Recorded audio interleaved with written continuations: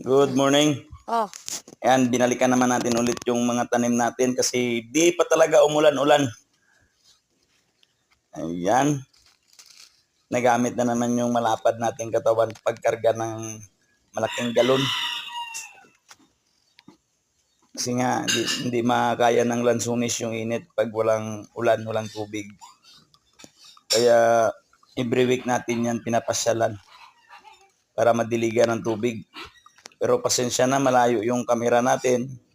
Tinatamad yung cameraman natin. Di sumunod sa tabi ko. Ayan, pero kita nyo naman yung lansunis natin kahit na once a week lang, buhay na buhay pa rin.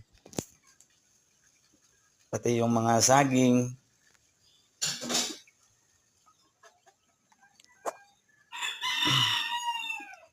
Ayan.